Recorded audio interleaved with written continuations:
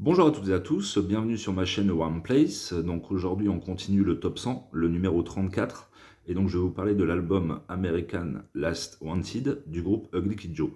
Donc c'est un album de hard rock, de hard FM, mais en fait on pourrait faire un pendant avec les Ramones, qui est un groupe punk, par rapport aux paroles qui sont complètement débiles. C'est un groupe qui se prend pas au sérieux, c'est un groupe d'Américains bof dans les grandes largeurs, type Malbouffe, Coca et compagnie.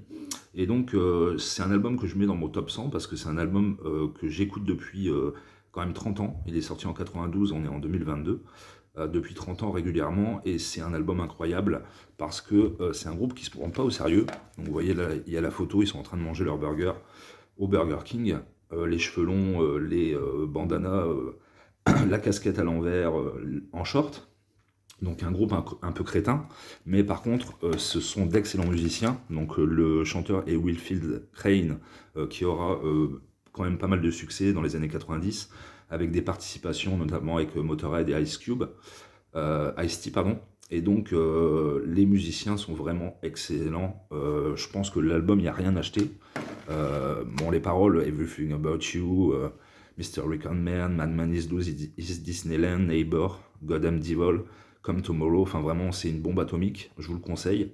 Ça peut paraître un peu, quand on connaît l'anglais, on traduit les paroles, ça peut paraître complètement crétin, mais l'exécution, les riffs, les structures de morceaux, enfin c'est vraiment un album de hard rock vraiment génial. Et c'est le chef-d'œuvre de ce groupe-là. Ils ont sorti un maxi 5 titres avant la sortie de cet album-là. Ils ont été repérés avec Everything About You, qui a été un tube à l'époque, notamment aux États-Unis. Et ensuite, ils se sont un peu foirés parce qu'à l'époque, en 92, le grunge domine les ondes.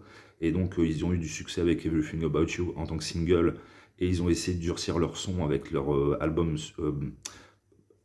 d'après, pardon, en 95. Mais ils perdent, je trouve, en spontanéité par rapport à ce premier album de Hard FM.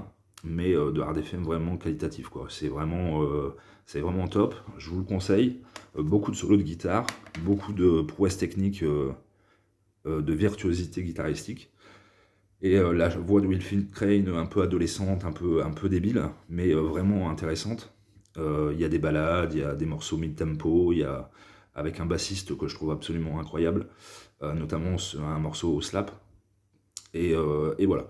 Donc voilà, Ugly Kid Joe, numéro 34, America Last Wanted. Je vous conseille également le reste de leur discographie qui est quand même intéressante, même si je trouve que c'est beaucoup moins intéressant et beaucoup moins bon que ce premier album, qui est une perfection absolue, qui est boudé. Ugly Kid Joe est un groupe complètement sous-estimé et sous-coté dans le hard rock et le hard FM, mais je trouve que c'est une pierre angulaire de ce style.